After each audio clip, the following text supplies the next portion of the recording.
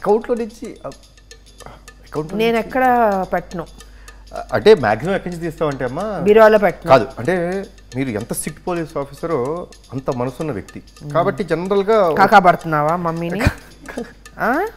చిచి నిజం ఫ్యాక్ట్స్ చెప్తానమ్మా. సో దీనికి మీరు ఏం చేస్తారు తెలుసా, అంటే ఇప్పుడు స్టేషన్కి వెళ్తారు, ఎవరో ఒక ఆఫీసర్, లేడీ ఆఫీసర్ కానీ కానిస్టేబుల్ కానీ అవసరమైనప్పుడు ఏం చేస్తారు, మీరు మనసుతో ఆలోచించి పరిస్థితి నుంచి డబ్బులు తీసి ఇచ్చేస్తారు. ఆ ఒక్క ఆస్పెక్ట్ కాబట్టి వాళ్ళ కష్టంలో ఉన్నారు కాబట్టి ఇస్తాను. సో ఇప్పుడు మా అవసరాలు కూడా కొన్ని కొన్ని ఉంటాయి, ఉంటాయి అమ్మా. కొన్ని ఏం చెప్పుకుంటా చెప్పు, మా ఏజ్ మూవీస్కి వెళ్తాం ఇలాంటివి ఉంటాయి కాబట్టి. సో గర్ల్ ఫ్రెండ్స్ ఏమైనా ఉన్నారా? మీరుండగా గర్ల్ ఫ్రెండ్స్ ఆడు ఉంటారు, మిమ్మల్ని చూస్తే భయంతో అది పక్క వంక చూడటం మానేశారు కాబట్టి అప్పుడప్పుడు ఆ పర్సులో అదే క్లాస్ లేదో కొంచెం బోర్ చిలుపుగా చేయాలంటే చూసారా చూసారా అంతే. ఎందుకు అనవసరంగా ఇలాంటి ప్రశ్నలు అడుగుతారు, ఇలాంటి సమాధానం చెప్పిస్తారు. ఇలాంటి ప్రశ్నలు అడగబట్టి నాకు తెలుస్తుంది. నెక్స్ట్ టైం నేను జాగ్రత్త. ఇంకా నువ్వు నెక్స్ట్ ప్రశ్న అడిగేదానికి నేను సమాధానం చెప్పనయా, సీక్రెట్స్ బయటకు వచ్చేస్తున్నాయి. రావాలి అడగాలి. అడగాల? సరే అమ్మ అడగమన్న తర్వాత అడగండి, సెకండ్ కూడా ఏం చెప్పమంటారు. బీరకాయలేమో పీచు అంటే ఫైబర్, చాలా మంచిది. కాకరకాయ మంచిది, చాలా మంచిది, షుగర్ కంట్రోల్ చేస్తుంది, గ్లూకోజ్ కంట్రోల్ చేస్తుంది. అబ్బబ్బబ్బబ్బ అసలు ఇది తినలేక. అది మీలా పిజ్జాలు బర్గర్లు ఇవన్నీ అవసరమా? టేస్టీ ఉంటాయమ్మా, టేస్టీ ఉంటే హెల్త్ పోద్ది కదా. ఇది అమ్మా మాకు ఎలా ఉంటుందంటే we live for the small moment. ఈ స్మాల్ మూమెంట్లో ఆనందం ఏమి ఇచ్చింది, అడ్రినల్ రష్. ఈ మధ్య ఒక కొత్త పదం అడ్రినల్ రష్ వచ్చేస్తుంది మాకు అని. సో అవి అడ్రినల్ రష్ ఇస్తున్నాయి కాబట్టి అటువైపు మేము వెళ్తున్నాం. కానీ మీరు చెప్పే కాకరకాయ, మీరు చెప్పే బీరకాయ అబ్బాయి వినం కదా మేము. అడ్రినల్ రష్ కావాలి మాకు. అయిన తర్వాత ఏముంది, పరిగెట్టం. ఇంకా పరిగెత్తడానికి కుదరదు, అన్ని రోగాలు ఉంటాయి బాడీలో. ఫ్యామిలీ ఫంక్షన్ మంచి ఫంక్షనే కదా, ఫ్యామిలీ ఫంక్షన్ అంటే బోర్ కొడుతుంది కదమ్మా. అంటే నైట్ పార్టీస్ బాగుంటాయా? పబ్బులు బాగుంటాయా? That's too good. చాలా బాగుంటుంది. డించిక్ అని మ్యూజిక్లు ఉంటాయి, డీజే గళ్ళు. అప్పుడు మేము రైడ్లు చేస్తాం, అది బాగుంటుందా? అంటే మీరు రైడ్లు చేస్తారు కాబట్టి నేను వెళ్ళట్లేదు, తప్పట్లేదు. మా అమ్మగారి ముందు నేను దొరికితే బాగుంటుంది కదా, ఆవిడ కొడితే అసలు బాగుంటుంది అందరి ముందు. లాఠీ తీసి పెద్ద కొట్టుడు కొట్టి తీసుకెళ్లి బొక్కలో పెడితే ఎలా ఉంటుంది?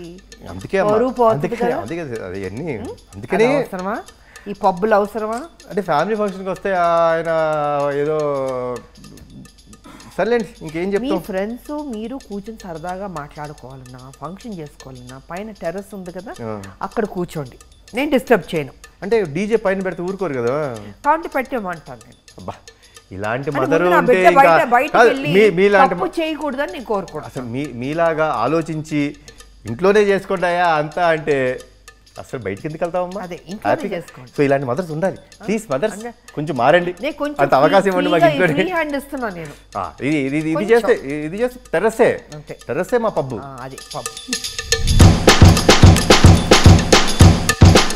ఎందుకమ్మా, ఎందుకు అలా కాల్ చేస్తారు? నేను బిజీ అమ్మా అని చెప్తాను. బిడ్డలు కరెక్ట్గా ఉన్నా పక్కన వాళ్ళందరూ చెడగొట్టడానికి ఉంటారు.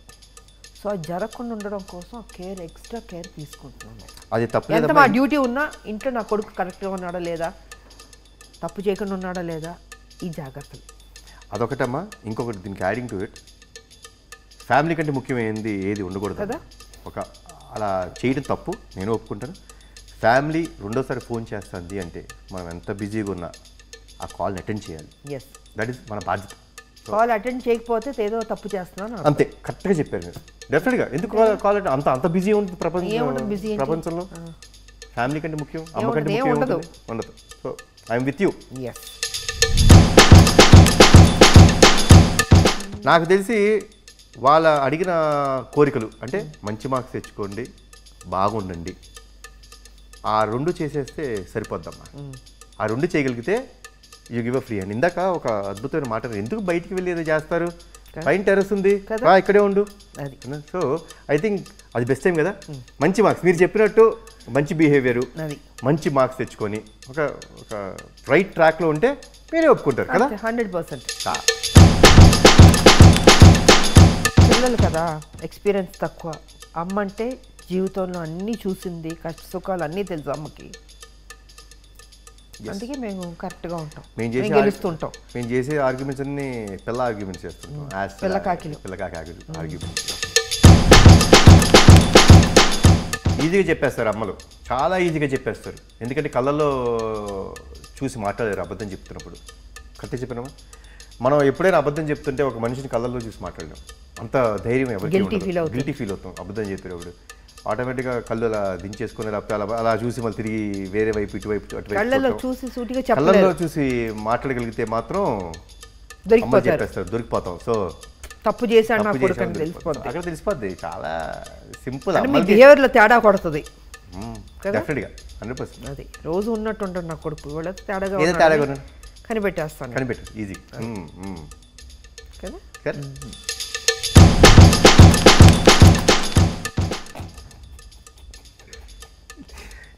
ఏముందమ్మా, గర్ల్ ఫ్రెండ్తో మాట్లాడుకున్నప్పుడు ఏం చేస్తున్నాం? సో ఫోన్లన్నీ రెస్ట్ రూమ్లో ఉంటుందా? అది అసలు ఈ మధ్య మీరు భలేవారు. అసలు చిన్న మైక్ ఏదైనా పెట్టాలి నేను. అసలు ఆ ఫోన్ తీసేస్తే సరిపోద్ది కదా. 30 సెకండ్లు కూడా ఉన్నాం ఆ బాత్రూంలో. 30 సెకండ్లు కూడా ఉంటాం పొరపాటున ఆ బాత్రూంలో ఫోన్ తీసుకెళ్ళిపోయారంటే. లేకపోతే పొద్దున్నే లేవుతాం ఫోన్ పట్టుకుంటా అలా బాత్రూమ్కి వెళ్ళి ఇంకా దాన్ని అసలు ఏదో వేయడం ఫోన్లో అంతా అక్కడే మమ్మీ ఉంటుంది బయట. అసలు మీరు ఏం లేదు, సింపుల్ ఫోన్ తీసి పక్కన పెట్టండి, పడేసి. అదే మాట అన్నాను, అదే అన్నారు. అసలు ఫోన్ ముందు పీకేయాలి. అసలు తీసేస్తే 30 సెకండ్లు కూడా ఉన్నాం బాత్రూంలో. కరెక్ట్. బయట ఎదురు అది ఎస్.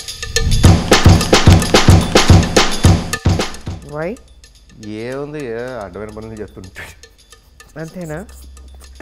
అడ్డమైన పనులు ఇది మరీ మమ్మీతో మాట్లాడకూడని మాట లేదబ్బా. అంటే ఏముంటుంది, ఫ్రెండ్స్ అడుకోవడం, ఇదిగో బీచ్ వైపు వెళ్ళిపోయి అడుగుతుంటాం. పిచ్చాపాటి కబుర్లు వారు పొరికిల్లా రోడ్డు పొరికిల్లాగా తయారవడం. పర్ఫెక్ట్ గా చెప్పారు. అలా పొరికే చెప్పిన రావడానికి ఏముంటుంది? అంత దేశంలో ఉద్ధరించే పనులు అయితే మేము ఏం చెయ్యం. జీవితంలో ఏదైనా సాధించాలని రాదా మీకు? అది ఎంతకాలం ఇలాగే పొరికిల్లా తిరుగుతారు? అది కసి లేదా, ఆ ఫైర్ లేదా మీలో? అంటే ఒక ఐడియాతో జీవితం మార్చేస్తున్న ఐడియాలో ఉంటాం మేము. అదే కష్టపడకూడదు, సింపుల్ గా అయిపోవాలి అన్ని. సినిమాలా కాదు. ట్రాక్ తప్పాడు అని అర్థమైపోద్ది. కరెక్టే కదమ్మా? ట్రాక్ తప్పాడు అంతే, అందుకే షేర్ చేసుకోలేకపోతున్నాడు, గిల్టీ ఫీల్ అవుతున్నాడు, చెప్పుకునే ధైర్యం సరిపోవట్లేదు.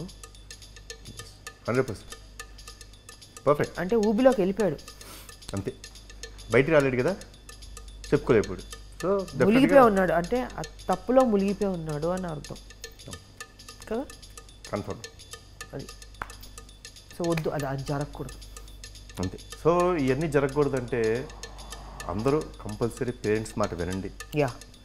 తప్పు చేయొచ్చు, నేను తప్పు చేయకూడదు, తప్పు చేయమని అంటారు. ఏదో అనుకోకుండా ఒక మిస్టేక్ జరగచ్చు, కానీ ధైర్యంగా ఆ తప్పుని యాక్సెప్ట్ చేసే ధైర్యం మనకు ఉండాలి. వెళ్ళి తప్పు చేస్తే అమ్మా నాన్నకి చెప్పండి, తప్పు చేసావమ్మా ఏదైనా హెల్ప్ చేయండి, చెప్పగలిగితే చాలమ్మా. They will take care of you. They will bring down the world for you. తల్లి ఎప్పుడు ఎన్ని తప్పులు చేసిన కొడుకు మళ్ళీ కొడుకునే సపోర్ట్ చేస్తుంది.